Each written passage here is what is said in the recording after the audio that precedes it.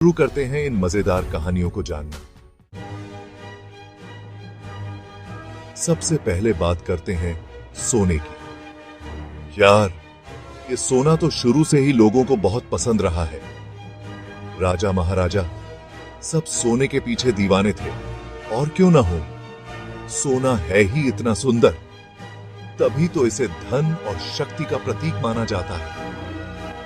प्राचीन सभ्यताओं ने सोने की खोज की और इसे हर जगह इस्तेमाल किया, और आज भी सोने की कीमत आसमान छूती रहती है। वैसे आप लोगों के पास कितना सोना है, कमेंट में जरूर बताना।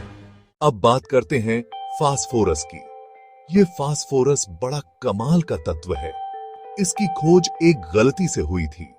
सन 1668 में हेनिंग ब्रांड नाम के वैज्ञानिक ने इसे खोजा। एक दिन प्रयोगशाला में चमकदार पदार्थ दिखाई दिया। वो पदार्थ फास्फोरस था। ये हमारे शरीर के लिए बहुत जरूरी होता है। हड्डियों को मजबूत बनाने से लेकर डीएनए बनाने तक हर काम में फास्फोरस का हाथ होता है। दोस्तों, अब बारी है ऑक्सीजन की, जिसके बिना हम जिंदा नहीं रह सकते। इसकी खोज में दो वैज्ञानिक भिड़ गए थे, कार्ल विल्हेम शील और जोसेफ प्रीस्टली। एंटोनी लावोइसियर ने इसे ऑक्सीजन नाम दिया और ऑक्सीजन की कहानी मशहूर हो गई। सोचो, अगर ऑक्सीजन की खोज नहीं हुई होती। भाग 4, यूरेनियम। Uranium you. अब आते हैं थोड़ा खतरनाक तत्व पर, जिसका नाम है यूरेनियम। यूरेनियम एक रेडियोधर्मी तत्व है, यानी ये खतरनाक किरणें छोड़ता है। इसकी वजह से ही परमाणु ऊर्जा का उत्पादन संभव हो पाया है। हमें यूरेनियम का इस्तेमाल बिजली बनाने जैसे अच्छे कामों के लिए करना चाहिए। भाग 5, हाइड्रोजन। Hydrogen H। अब बात करते हैं उस तत्व की जो सबसे हल्का है, यानी हाइड्रोजन। इसकी खोज 1764 में हेनरी कैवेंडिश नाम के एक वैज्ञानिक ने की थी। हाइड्रोजन ब्रह्मांड में सबसे ज्यादा पाया जाने वाला तत्व है। पानी बनाने में भी हाइड्रोजन का बहुत बड़ा हाथ होता है। हाइड्रोजन का इस्तेमाल ईंधन के तौर पर भी किया जा सकता है। और सबसे अच्छी बात यह है कि हाइड्रोजन जलाने पर प्रदूषण नहीं फैलता। भविष्य में हाइड्रोजन ईंधन का बहुत ज्यादा इस्तेमाल होगा, ये तो पक्का है, बहुत ज्यादा की।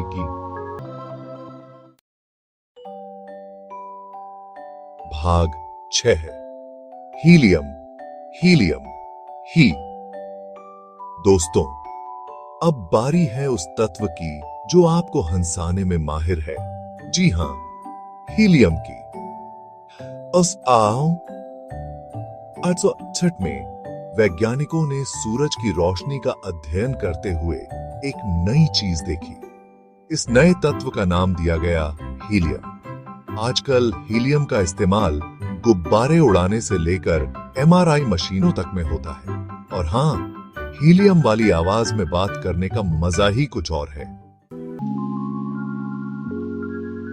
भाग 7, नियॉन। नियॉन नी। दोस्तों, अब बात करते हैं उस तत्व की जो रात के अंधेरे में भी चमकता है, यानी नियॉन।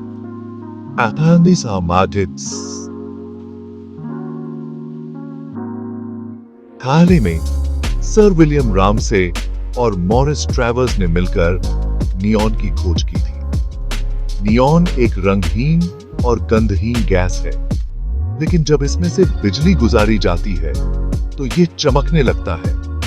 रात में दुकानों के बाहर लगे चमकते साइन बोर्ड अक्सर नियॉन लाइट से ही जगमगाते हैं। भाग 8, रेडियम। रेडियम रा। अब बात करते हैं एक और रेडियोधर्मी तत्व की, जिसका नाम है रेडियम।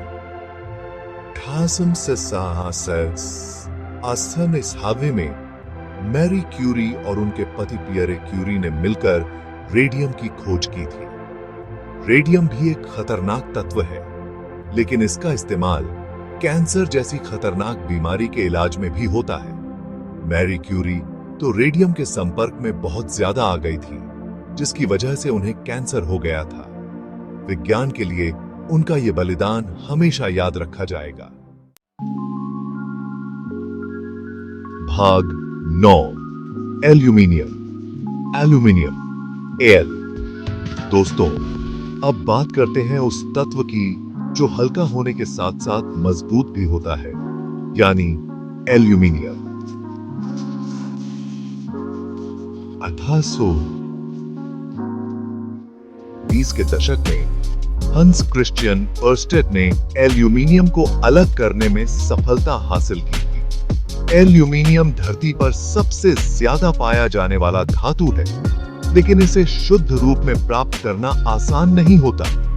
एल्यूमिनियम का इस्तेमाल हवाई जहाज बनाने से लेकर बर्तन बनाने तक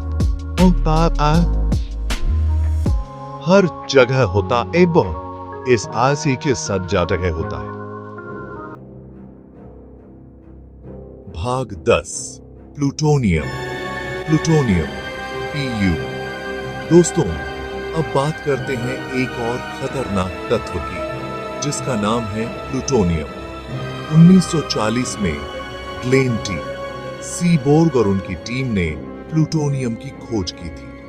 प्लूटोनियम एक रेडियोधर्मी तत्व है और इसका इस्तेमाल परमाणु बम बनाने में किया जाता है। प्लूटोनियम के इस्तेमाल को लेकर हमेशा से ही विवाद रहा है। भाग 11, बोरॉन। Boron, B. दोस्तों, अब बात करते हैं बोरॉन की। 1808 में जोसेफ लुई गे लुसाक और लुई जैक्स थेनार्ड ने मिलकर बोरॉन की खोज की थी। बोरॉन एक ऐसा तत्व है जो पौधों के लिए बहुत जरूरी होता है। बोरॉन का इस्तेमाल फाइबर ग्लास और बोरोसिलिकेट ग्लास बनाने में भी होता है। भाग 12, कार्बन। कार्बन, सी। दोस्तों, अब बात करते हैं उस तत्व की जो जीवन का आधार है, यानी कार्बन। कार्बन के बारे में तो आप सब जानते ही होंगे। हमारे शरीर में भी कार्बन मौजूद होता है। कार्बन के कई रूप होते हैं, जैसे कि ग्रेफाइट, हीरा और ग्राफीन। दोस्तों, अब बात करते हैं एक जहरीले तत्व की, जिसका नाम है आर्सेनिक। आर्सेनिक का इस्तेमाल जहर बनाने में किया जाता रहा है, लेकिन आश्चर्य की बात यह है कि आर्सेनिक का इस्तेमाल कुछ बीमारियों के इलाज में भी होता है। आर्सेनिक का इस्तेमाल बहुत सावधानी से करना चाहिए, क्योंकि यह बहुत खतरनाक होता है। दोस्तों, अब बात करते हैं उस तत्व की जो आपके मोबाइल फोन और कंप्यूटर में होता है, यानी सिलिकॉन। 1824 में जोन्स जैकब बर्जेलियस ने सिलिकॉन की खोज की थी। सिलिकॉन का इस्तेमाल इलेक्ट्रॉनिक उपकरणों में बहुत ज्यादा होता है। सिलिकॉन वैली का नाम तो आपने सुना ही होगा। दोस्तों, अब बात करते हैं आखिरी तत्व की, जिसका नाम है टेक्नीशियम। 1937 में कार्लो पेरियर और एमिलियो सेग्रे ने मिलकर टेक्नीशियम की खोज की थी। टेक्नीशियम का इस्तेमाल मेडिकल इमेजिंग में होता है। टेक्नीशियम का इस्तेमाल बहुत सावधानी से करना चाहिए, क्योंकि यह रेडियोधर्मी होता है। दोस्तों, ये थी कुछ अद्भुत तत्वों की खोज की कहानियां। कैसा लगा आपको यह सफर? मजा आया ना? विज्ञान कितना अद्भुत है, ये तो आपने खुद ही देख लिया। तो अगली बार जब आप सोने के गहने पहने या फिर ऑक्सीजन में सांस लें, तो इन तत्वों की कहानियों को जरूर याद करना। और हां, अगर आपको ये वीडियो पसंद आई हो तो लाइक और सब्सक्राइब करना न भूलें। धन्यवाद।